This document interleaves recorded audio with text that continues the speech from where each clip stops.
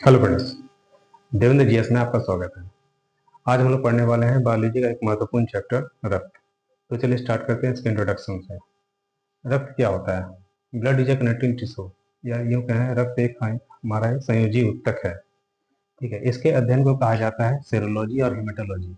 Serology basically जो word आया है ये हमारा सीरम से आया हुआ है। क्या है? सीरम से। और हेमेटोलॉजी जो वर्ड आया है ये हमारा हीमोग्लोबिन से आया है। हीमोग्लोबिन के बारे में आपने सुने होंगे, आगे विस्तार से इसका पढ़ेंगे। पहले बात करते हैं सीरम का। सीरम क्या होता है? देखिए, जैसे आप लोग जाते हो कहीं ब्लड का सैंपल देने के लिए या ब्लड देते हैं, तो उसमें क्या होता है, एक छोटा सा टेस्ट ट्यूब होता है जिसमें ब्लड को डाला जाता है। डालने के बाद क्या करता है, उसमें 2 बूंद लिक्विड को डालता है। डालने से क्या होता है, वो जो ब्लड होता है हल्का पतलापन हो जाता है। पतलापन, उसका कलर भी चेंज आता है। वो कलर कैसा होता है? हल्का पीलापन टाइप का होता है। वो पीलापन क्या होता है? वही सीरम कहलाता है। वही जो पीलापन जो ब्लड का है वो हमारा सीरम होता है। उसी सीरम से क्या होते हैं, सारी बीमारियों की जांच की जाती है। जो भी ब्लड का सैंपल दिए जाते हैं, सारे ब्लड का सैंपल का मतलब ये सीरम ही है जो सारी चीज को जो जांच करता है।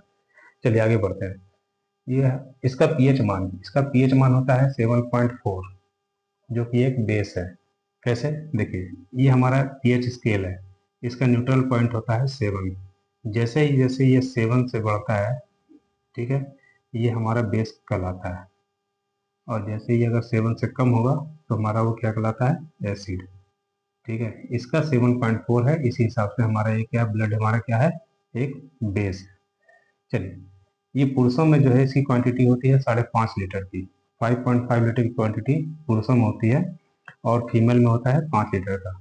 बेसिकली पुरुषों और महिलाओं में अंतर इसलिए होता है क्योंकि इसमें हीमोग्लोबिन पाया जाता है, और हीमोग्लोबिन जो पुरुषों में होता है वो ज़्यादा होता है महिला की अपेक्षा, इसलिए उनके खून की मात्रा कम होती है। ठीक है। अब चलिए बात करते हैं निर्माण का। इसका निर्माण कहाँ होता है? देखिए, इसका निर्माण जो है, अगर भ्रूण है, मतलब भ्रूण करने का मतलब है कि जो बच्चा जन्मा ना हो, मीन्स पेट में ही हो, तो अगर ये 2 महीने का हो, 4 महीने का हो, 9 महीने का हो, जितने महीने का हो, अगर वो बच्चा जन्मा ना हो तो उसका जो निर्माण होता है खून का, उसका होता है आपका लीवर में, यकृत में। ठीक है।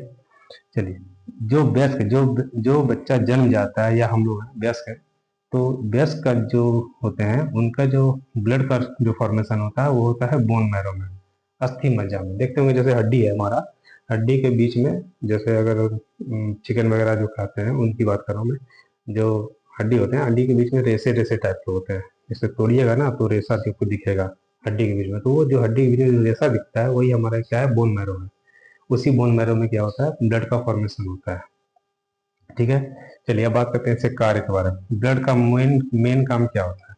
देखिए, खून का मेन काम होता है गैसों का परिवहन करना। गैसों मीन्स हमारे जो शरीर में गैस का परिसंचरण होता है। बेसिकली क्या होता है? कार्बन डाइऑक्साइड और कार्बन ऑक्सीजन। तो ये दोनों गैसों का परिवहन कौन करता है? हमारा ब्लड ही करता है। जो कार्बन डाइऑक्साइड और जो ऑक्सीजन होते हैं उसका शरीर में ट्रांसफर करना, हर अंगों में ले जाना, इसका काम किसका होता है? ये ब्लड का ही काम होता है। दूसरा, जितने न्यूट्रिशन प्रोडक्ट है, जितने न्यूट्रिशन एलिमेंट है, पोषक पदार्थ है, उनका परिवहन करना भी हमारा एक ब्लड का ही काम होता है। ठीक है।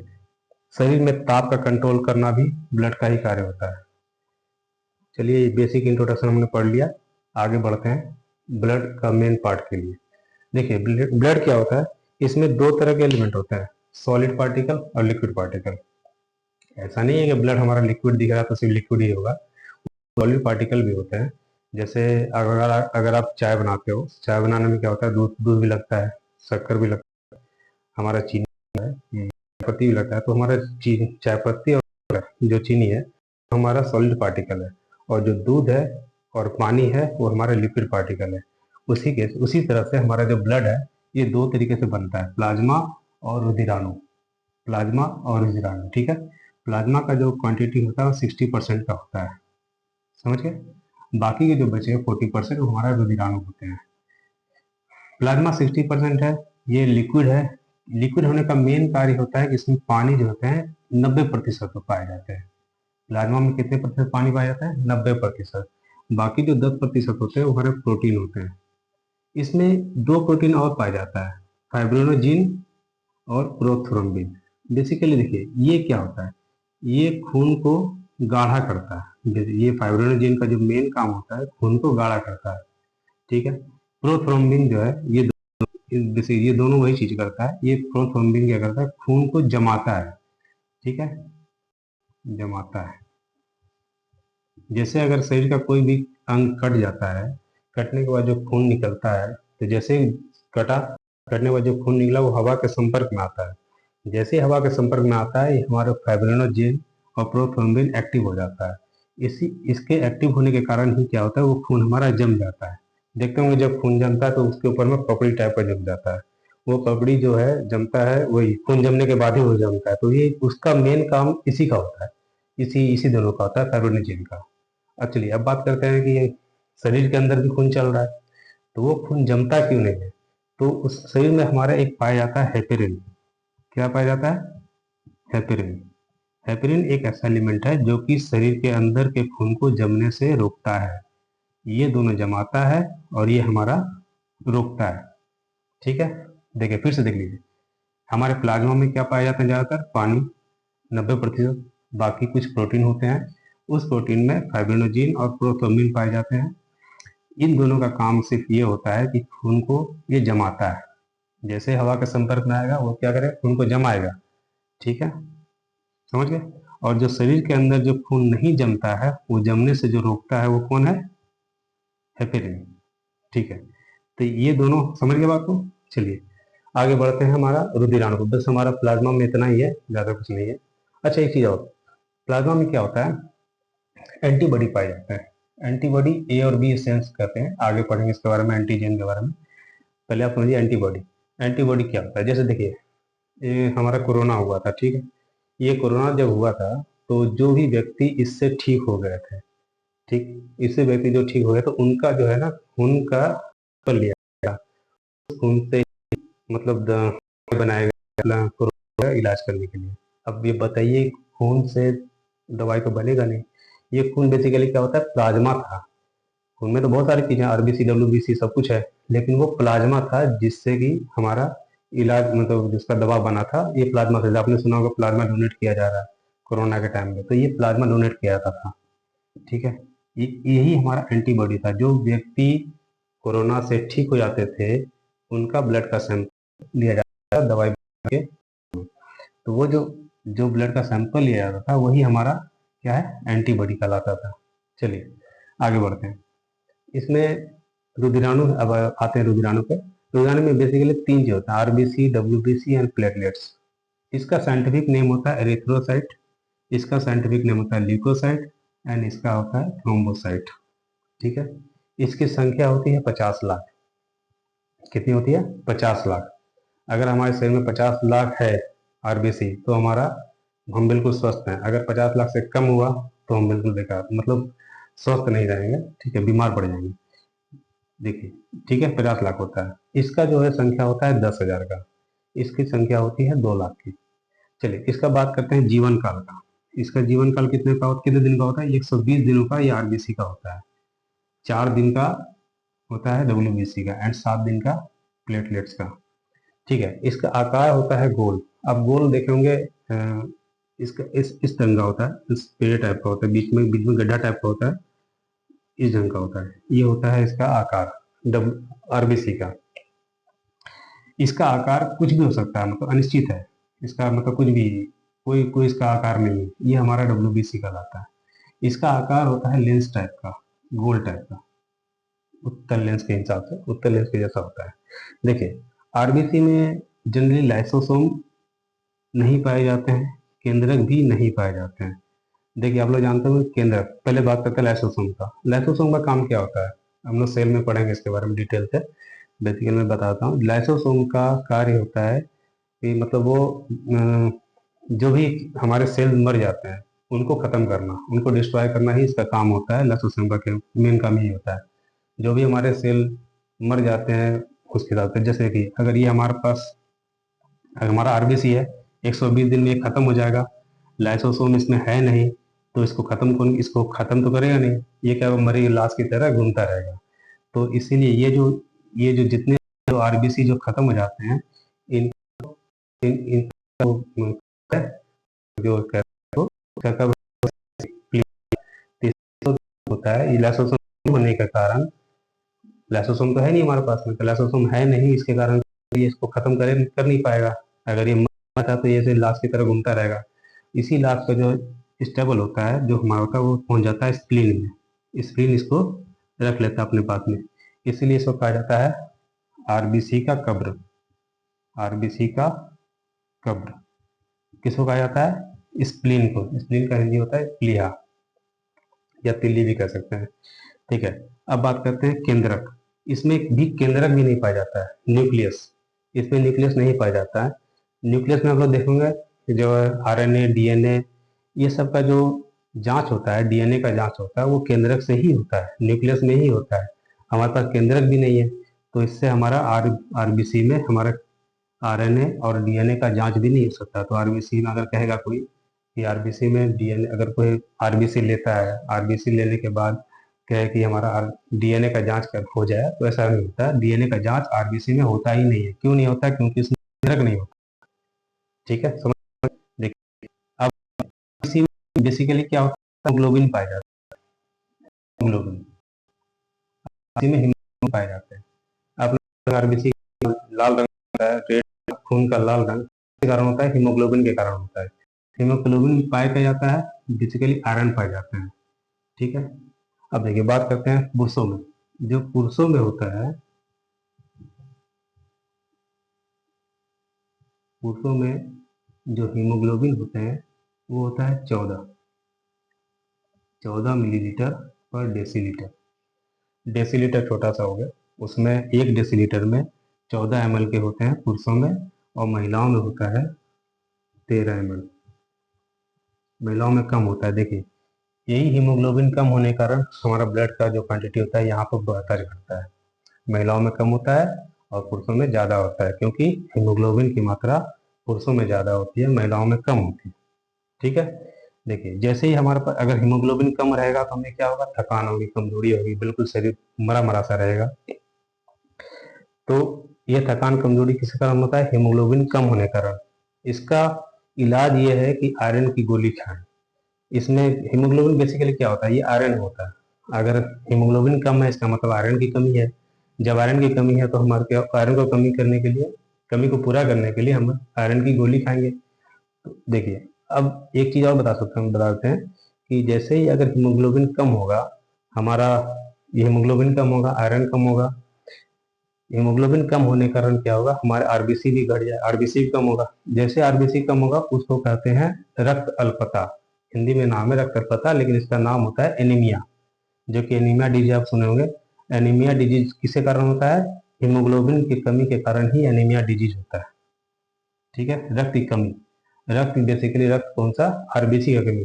आरबीसी की कमी का मतलब हीमोग्लोबिन की कमी। हीमोग्लोबिन की कमी का मतलब आयरन की कमी। ठीक है, अगर हमारे शरीर में आयरन की कमी होगी तो कमजोरी होगा। ठीक है, हीमोग्लोबिन कम हुआ, आरबीसी कम हुआ, उसी कारण का क्या है? ये हमारा रोग बना एनीमिया। समझ गए? देखिए, इसमें एक एंटीजन पाया जाता है, A and B. A and B, हम लोग ब्लड ग्रुप जो लेते हैं, जो ब्लड की जांच करते हैं, जिससे ग्रुप का हम पता करते हैं, हमारा जनरली होता क्या है? ये एंटीजन होता है। ब्लड ग्रुप बेसिकली क्या होता है? एंटीजन होता है। एंटी हम लोग डॉक्टर को देते हैं, अगर ब्लड सैंपल देते हैं ब्लड का ग्रुप का जांच करने के लिए, वही हमारा एंटीजन। अगर ए है, अगर ए निकलता है तो ग्रुप हमारा ए है। ठीक है, अगर बी निकलता है तो ग्रुप हमारा बी है। अगर दोनों निकलेगा तो हमारा ग्रुप ए बी है। अगर दोनों में से कोई नहीं निकलेगा तो हमारा ग्रुप क्या होगा? ओ। समझ गए? अब देखिए, यहाँ मैं बताता हूँ इसको।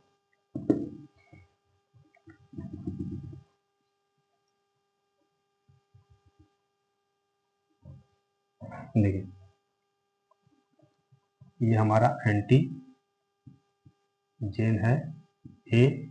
अगर ए है तो हमारा ग्रुप ए कहलाया। अगर हमारे पास एंटीजन बी है तो हमारा ग्रुप बी कहलाया। अगर हमारे पास एंटीजन ए और बी दोनों आता है तो हमारा ग्रुप कहलाता है ए बी। ठीक है, और अगर एंटीजन ए भी नहीं है और बी भी नहीं है तो क्या कहलाएगा? ओ। ठीक है। अब देखिए, आप सुनेंगे पॉजिटिव और निगेटिव का, इस जनरली क्या होता है, आर एच फैक्टर होता है। निगेटिव पॉजिटिव क्या होता है? आर एच फैक्टर होता है। उसके बारे में ब्लड ग्रुप जब पढ़ेंगे तब बताएंगे आप। पहले इतना समझ लीजिए कि एंटीजन ए पाया, इसका मतलब ब्लड ग्रुप हमारा ए हो गया। एंटीजन बी हुआ, इसका मतलब ब्लड ग्रुप हमारा बी हुआ। अगर एंटीजन हमारा ए और बी दोनों है तो ब्लड ग्रुप हमारा ए और बी दोनों होगा। अगर ब्लड एंटीजन हमारा कुछ भी नहीं आया, ए भी नहीं आया, बी भी नहीं आया, तो ब्लड ग्रुप हमारा क्या होता है? ओ होता है। देखिए, अब बात करते हैं हम। यहाँ देखिए, एक बात हमें लिखा है एंटीबॉडी। हमने बात किया था प्लाज्मा में एंटीबॉडी का। देखिए, अगर हमारे पास आरबीसी में, आरबीसी का चेक हुआ, हमने ब्लड ग्रुप चेक करा। अगर आरबीसी का जो हमारे पास जब एंटीजन अगर ए आया तो हमारा एंटीबॉडी क्या होता है? बी होता है, उल्टा होता है। अगर एंटीजन ए है, ध्यान से देखिएगा, अगर एंटीजन ए है तो एंटीबॉडी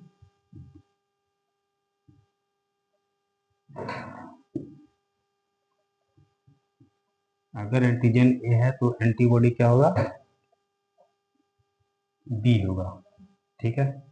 अगर हमारे पास antigen antigen in the sense group है, ग्रुप का साइंटिफिक हम लोग डॉक्टर अपने भाषा में एंटीजन लिखते हैं, हम लोग अपने भाषा में ग्रुप समझते हैं। समझिएगा, ये ग्रुप है या तो एंटीजन है। ठीक है, कोई डाउट नहीं होना चाहिए इसमें। तो एंटीजन अगर बी है तो हमारे पास क्या होगा? एंटीबॉडी ए हो जाएगा। ठीक है, जस्ट उल्टा होता है, अगर ए है तो बी होगा, बी है तो ए होगा। ठीक है। अगर हमारे पास एंटीजन ए और बी दोनों है, ठीक है, अगर ये दोनों एंटीजन है तो जस्ट उल्टा हमारे पास क्या होगा? एंटीबॉडी ओ होगा। ठीक है। अगर हमारे पास एंटीजन ए भी नहीं है, बी भी नहीं है, तो हमारा पास एंटीबॉडी क्या होगा? एंटीबॉडी ए बी हो जाएगा। ठीक है, समझ गए? अगर एंटीजन ए है तो उसका उल्टा बी, बी है तो ए बी है तो कुछ नहीं, मतलब जीरो, और अगर ये दोनों नहीं है तो हमारे पास एंटीबॉडी ए बी। अब देखिए, गलती हो गया क्या? देखिए, antibody A B, A B है, ठीक है, ए और बी कुछ नहीं है, एंटीबॉडी, ठीक है। हाँ, अब देखिए, अब बात करते हैं। देखिए, जिसमें अब यहाँ देखिए, वो हम लोग जो आरबीसी में चल रहे थे, जिसके पास हमारे पास ओ था, ठीक है, जिसका एंटीजन कुछ भी नहीं आ रहा था, ना ए था ना बी था, उसका ग्रुप क्या था? ओ था। तो ये जो ओ ग्रुप है, ये हमारा एंटीबॉडी का, इसमें दोनों एंटीबॉडी पाए जाते हैं, मीन्स ए और बी दोनों पाए जाते हैं। ठीक है। तो जनरली जो ओ ग्रुप वाले होते हैं व्यक्ति, वो ज़्यादा मतलब हेल्दी होते हैं। हेल्दी मीन्स उससे जल्दी बीमार नहीं पड़ते हैं। क्यों नहीं पड़ते हैं? क्योंकि उनमें एंटीबॉडी ए और बी दोनों पाया जाता है। ठीक है। एंटीबॉडी जो एंटीजन ए है उसमें तो सिंगल बी ही आ गया।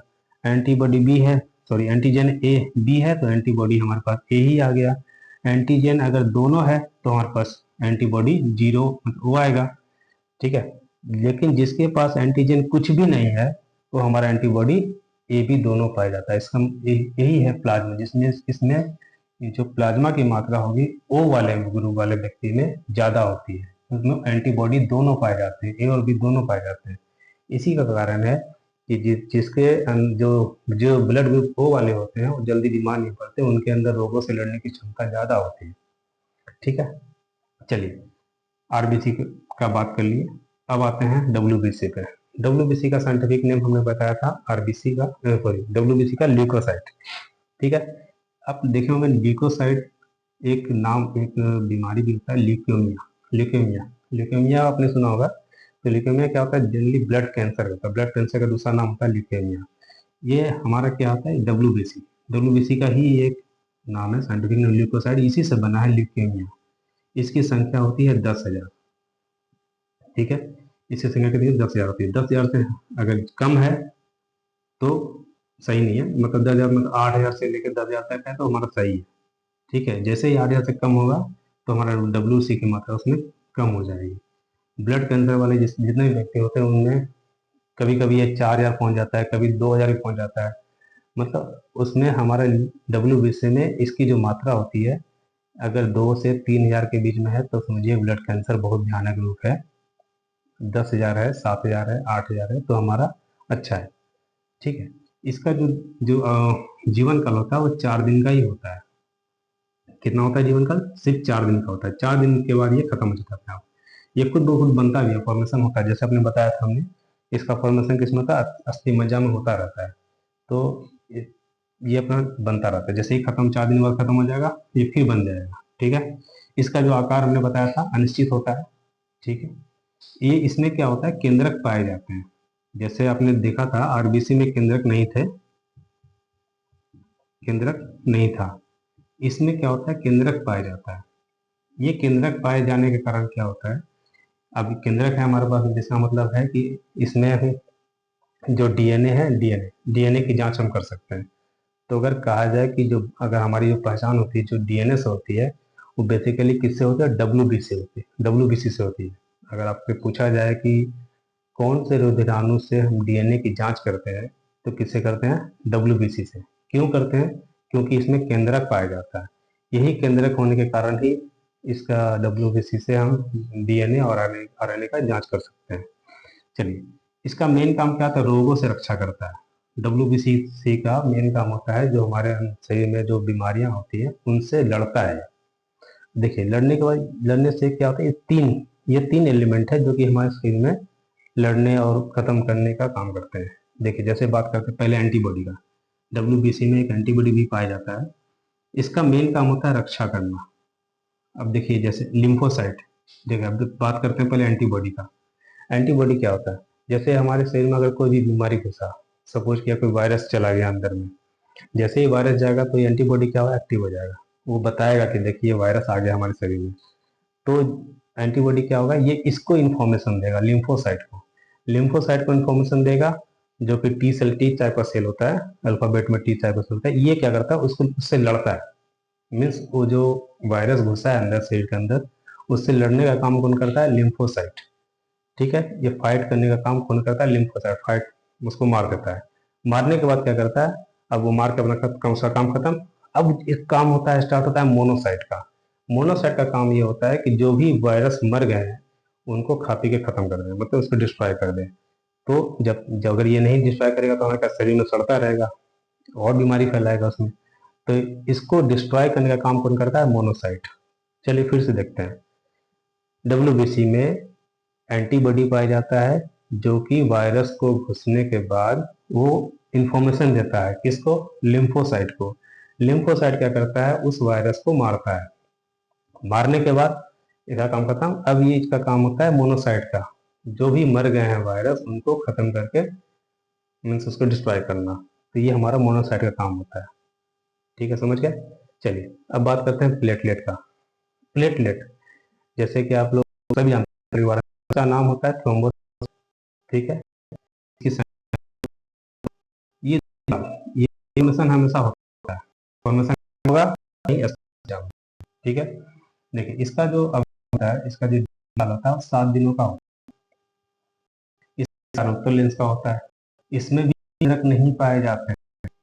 इस केंद्रक नहीं पाए जाते हैं। देखिए, केंद्र किसमें था?